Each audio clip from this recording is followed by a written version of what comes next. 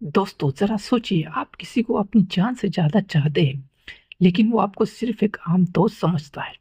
लेकिन फिर एक दिन आपको एक ऐसी जादुई ताकत मिल जाती है जिससे वो इंसान आपके प्यार में पूरी तरह पागल हो जाता है। आप खुश होते हो कि आपको आपका प्यार वापस मिल गया। लेकिन क्या होगा अगर वो प्यार धीरे धीरे एक खूनी शिकंजे में बदल जाए? एक ऐसा शिकंजा जहां वो इंसान आपके लिए किसी की भी जान ले सकता है और खुद को भी खत्म कर सकता है। आज हम बात कर रहे हैं साल 2026 की सबसे बेहतरीन साइकोलॉजिकल थ्रिलर फिल्मों में से एक, ऑब्सेशन की, जिसे डायरेक्ट किया है करी बर्कर ने। यह फिल्म डब्ल्यू डब्ल्यू जेकब्स की मशहूर क्लासिकल कहानी द मंकीज पॉ का एक बहुत ही बेहद डार्क और एक आधुनिक रूप है। यह कहानी हमें दिखाती है कि जब हमारी अधूरी इच्छाएं पूरी होती है तो वो अपने साथ कितना बड़ा विनाश लेकर आ सकती है। इस वीडियो को अंत तक देखिए क्योंकि आप इस फिल्म का क्लाइमैक्स आप क्योंकि क्लाइमैक्स इसका होश उड़ा देगा। कहानी की शुरुआत होती है बियर से। यहाँ बियर प्ले कर रहे हैं माइकल जॉनस्टन। बियर शहर के एक एकांत कोने में स्थित एक बहुत ही पुराने विनाइल म्यूजिक स्टोर में काम करता है। वो स्वभाव से बहुत शांत और इंट्रोवर्ट कह सकते हैं आप, और एक अकेले रहने वाला लड़का है। और उसका कोई सोशल मीडिया सर्कल नहीं है। उसकी दुनिया सिर्फ एक इंसान के इर्द गिर्द घूमती है, वो है निकी। निकी बियर की बचपन की सबसे अच्छी दोस्त। वह जिंदा दिल है, बहुत खूबसूरत है और अपनी जिंदगी वो खुलकर जीने में यकीन रखती है। बियर सालों से निक्की से एक तरफा प्यार करता है, वन साइडेड लव। लेकिन रिजेक्शन के डर से उसने कभी अपने दिल की बात उससे कही नहीं। और वह हमेशा एक नाइस गाय बनकर निक्की के आसपास रहता है, इस उम्मीद में कि कभी ना कभी निक्की को भी उससे प्यार होगा। कहानी में मोड़ तब आता है जब एक शाम एक पार्टी में बियर देखता है कि वह निक्की, यानी कि निक्की किसी दूसरे लड़के के करीब आ रही है। वह लड़का निक्की को हंसा रहा है, उसे छू रहा है और निक्की भी उसमें दिलचस्पी दिखा रही है। यही देखकर बियर के अंदर एक काइंड ऑफ जलन, इनसिक्योरिटी उसमें और एक अहीन भावना का लावा फूट पड़ता है। इन सिंपल वर्ड, वो जेलस होता है और वह बर्दाश्त नहीं कर पाता है कि निक्की किसी और के पास कैसे जा रही है। और भारी बारिश में बियर पागलों की तरह सड़क पर भागता है। वो परेशान होता है, वो फ्रस्ट्रेटेड होता है और खुद को शहर शहर खुद को एक शहर की एक अनजान और पुरानी नोवेल्टी शॉप के सामने पाता है। दुकान के अंदर सन्नाटा है और अजीबोगरीब प्राचीन चीजें रखी हुई होती है। वहां बियर देखता है तो उसकी नजर धूल से सनी हुई एक जादुई विलो लकड़ी पर पड़ती है जिस पे लिखा होता है वन विश विलो। सो दुकान का रहस्यमयी बूढ़ा मालिक बियर को चेतावनी देता है कि कुदरत के नियमों के साथ अगर खिलवाड़ करोगे तो तुम्हें उसकी एक बहुत भारी कीमत चुकानी पड़ सकती है। लेकिन बियर उस वक्त अपनी सनक में अंधा हो चुका होता है। वह उस लड़की को बीच में तोड़ता है वह उस लकड़ी को बीच में तोड़ता है और पूरी शिद्दत से अपनी विश मांगता है। मैं चाहता हूँ कि निक्की मुझसे इस दुनिया में किसी भी और इंसान से ज्यादा प्यार करे, वो सिर्फ और सिर्फ मेरी होकर रहे। अगली सुबह बियर की नींद टूटती है। उसके फोन की स्क्रीन निक्की के मिस कॉल और मैसेज से भरी हुई होती है, जो कि वो एक्सपेक्ट नहीं कर रहा होता है। और ये काफी अनएक्सपेक्टेड इवेंट्स हमें देखने को मिलते हैं। लेकिन जब बियर निक्की से मिलने जाता है तो नजारा पूरी तरह बदल चुका होता है। जो निक्की कल तक उसे सिर्फ एक दोस्त की नजर से देखती है, आज उसकी आंखों में बियर के लिए एक अलग ही चमक है, अलग काइंड ऑफ अट्रैक्शन है, दीवानापन है। फिल्म का यह हिस्सा डायरेक्टर ने बहुत ही खूबसूरत और वाइब्रेंट कलर्स के साथ शूट किया है, क्योंकि आप जब फिल्म देखते हो तो you can see that on screen. और बियर और निक्की समंदर किनारे घूमते हैं, कैफे में वक्त बिताते हैं और उनके बीच के रोमांटिक और पैशनेट मोमेंट्स को दिखाया जाता है। बियर को लगता है कि उसकी जिंदगी मुकम्मल हो गई, क्योंकि जो बियर चाहता था, जो बियर की मनोकामना थी, उसने जो चाहा था उसे वो लगभग ऐसा कह सकते हैं कि हम मिल गया। लेकिन धीरे धीरे, क्योंकि यहाँ से जो है हॉरर की जो शुरुआत यही से होती है। दर्शकों को ध्यान देना चाहिए कि डायरेक्टर बैकग्राउंड म्यूजिक को पूरी तरह रोमांटिक नहीं रखते। इसमें एक अजीब सी धीमी सनसनाहट, थोड़ा ड्रोन साउंड और थोड़ा एक ग्लिटरस तरीके का साउंड का जो उपयोग किया जाता है। एक दोपहर बियर अपने म्यूजिक स्टोर से कस्टमर के साथ व्यस्त होता है और सिर्फ 5 मिनट के लिए अपना फोन नहीं देख पाता। जब वो फोन उठाता है तो निक्की के 30 कॉल्स आ चुके होते हैं। टेक्स्ट मैसेजेस में लिखा होता है कि तुम किससे बात कर रहे हो, तुम मुझसे दूर क्यों गए, क्या तुम मुझे छोड़ना चाहते हो, मैं तुम्हारे बिना सांस नहीं ले पा रही हूँ। बियर से शुरुआत में निक्की का बहुत ज्यादा प्यार और पॉजिटिवनेस मार कर नजरअंदाज कर देता है, जो कि उसकी जिंदगी की सबसे बड़ी भूल हो जाती है, ये कि हमें आगे पता चलेगी। धीरे धीरे निक्की का यह प्यार एक जानलेवा सनक, या फिर हम फिल्म की भाषा में बात करें तो ऑब्सेशन में तब्दील हो जाता है। यह बियर की परछाई बन जाती है। वह बियर को उसके परिवार, उसके काम और उसके बाकी दोस्तों से पूरी तरह काटने लगती है। बियर की एक और कॉमन फ्रेंड है सैरा, लेकिन सैरा को महसूस होता है कि निक्की का बर्ताव अब इंसान ही नहीं रहा। उसके बर्ताव में काफी चेंज आ चुका है, उसका बर्ताव बदल चुका है। जब सारा म्यूजिक स्टोर पर बियर से अकेले में बात करने आती है तो स्टोर के कांच के दरवाजे के बाहर खड़ी निक्की सारा को घूरती है और निक्की की आंखें पूरी तरह चौड़ी हो चुकी हुई कि वह अपनी पलकें तक नहीं झपकाती। और रात के सीन्स में हॉरर और गहरा और डीप हो जाता है, क्योंकि एक रात जब बियर सोकर उठता है तो वह दिखता है कि घने अंधेरे में निक्की बेड के कोने पर बिना हिले डुले बैठी हुई होती है और वो लगातार बियर के चेहरे को घूर रही है।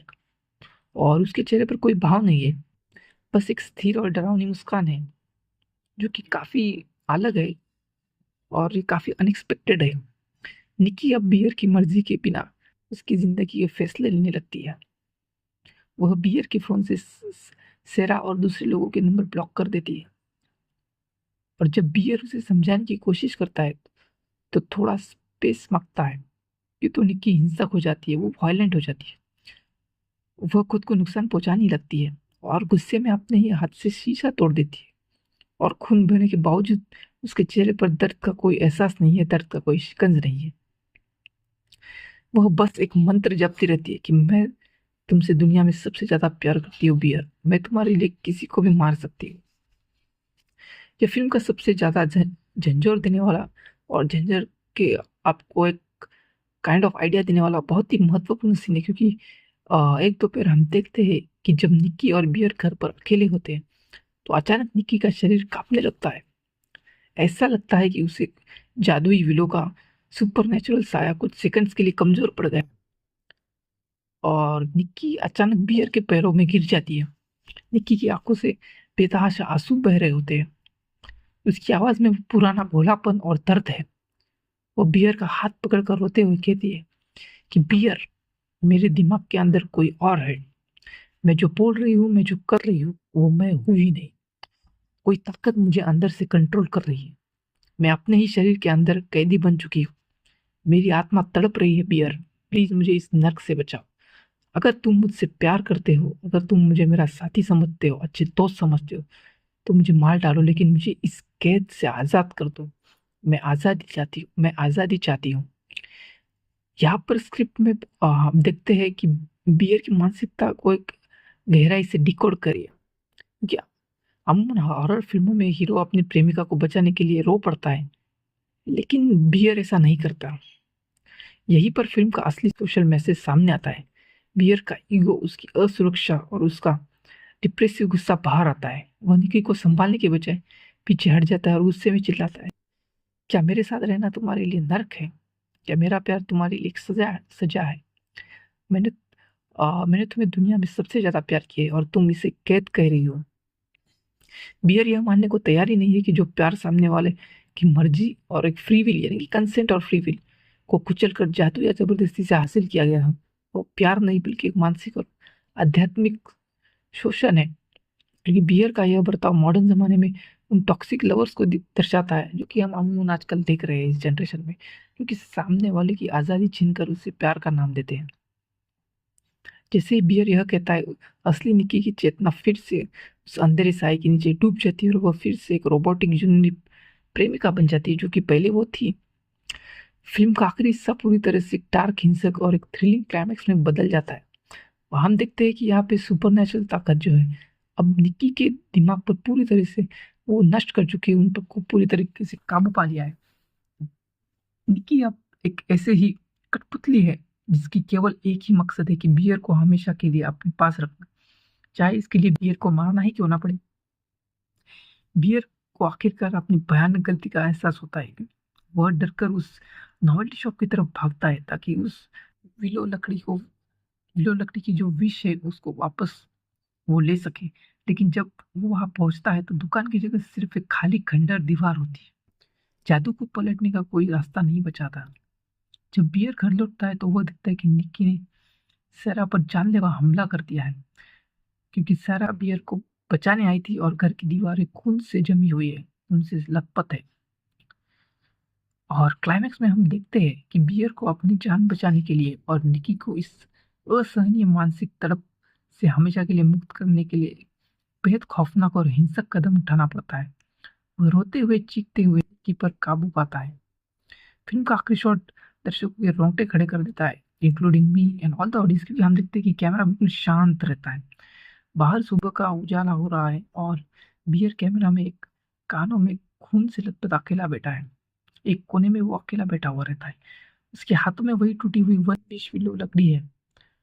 वह जिंदा तो है लेकिन उसकी आत्मा मर चुकी है। उसे एहसास हो चुका है कि उसने अपनी सनक और एक तरफा प्यार के चक्कर में उस मासूम लड़की की जिंदगी और आत्मा दोनों को हमेशा के लिए तबाह कर दिया है।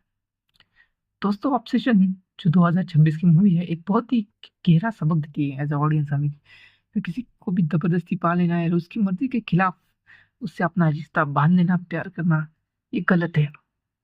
प्यार का सबसे पहला और बुनियादी नियम है सामने वाले की मर्जी और उसकी आज़ादी। और जब आप किसी की आज़ादी छीनते हैं तो वो रोमांस नहीं बल्कि एक खौफनाक अभिशाप बन जाता है और अंत में सब कुछ जो है आपके विपरीत, आपके अगेंस्ट हो जाता है। लेकिन अगर मेरी बात करें तो मुझे फिल्म ठीक ठाक लगी। फिल्म अबो एवरेज कह सकते हैं, क्योंकि आज के दौर में जितने भी फिल्में रिलीज हो रही है उसमें एक हॉरर थ्रिलर जॉनरा में या फिर एक साइकोलॉजिकल हॉरर उस जॉनरा में काफ़ी डिसेंट फिल्म कहूँगा। लेकिन इसका मतलब ये है क्या कि क्या फिल्म परफेक्ट है? बिल्कुल नहीं। फिल्म का जो सबसे कमज़ोर हिस्सा है वो है उसका मिड पेसिंग। फिल्म की जो रफ्तार है, सेकंड हाफ में जब निकी का पागलपन शुरू होता है, जब हम देखते हैं तो कुछ सीन जो है बार बार दोहराए गए लगते हैं, और जैसे बियर का डरना और निकी का उसे घूरना, और वही स्क्रिप्ट थोड़ी धीमी हो जाती है। साथ ही उस जादुई दुकान यानी कि जो नॉवेल्टी शॉप है उसके पीछे का जो लोर या फिर इतिहास है उसे डायरेक्टर ने थोड़ा और एक्सप्लोर करना चाहिए था मेरे हिसाब से। तो सुपरनेचुरल एलिमेंट और ज़्यादा गहराई मिलती। और बैकग्राउंड म्यूजिक एकदम धीमा है, गंभीर है और इमोशनल है। स्क्रीन पर बियर का आखिरी शॉट धुंधला सा दिखाई देगा। और लेकिन अगर आप किसी मतलब घिसे पिटे जंप स्केयर्स हटकर एक ऐसी हॉरर फिल्म देखना चाहते हैं जो आपके दिमाग के साथ खेले और आपको अंदर तक झंझोर दे, तो मेरे ख्याल से ऑब्सेशन को आप ट्राई दे सकते हैं। आपको बिल्कुल मिस नहीं करनी चाहिए। इससे बेहतरीन साइकोलॉजिकल थ्रिलर, क्योंकि ये काफ़ी बेहतरीन साइकोलॉजिकल थ्रिलर है। और तो इसे लगभग लगभग 3.5 रेट करूंगा आउट ऑफ 5। इसी तरीके के ब्रेकडाउन देखने के लिए हमारे चैनल को सब्सक्राइब कीजिए। मैं हूँ साहिल और मिलते हैं अगले वीडियो में। Thank you.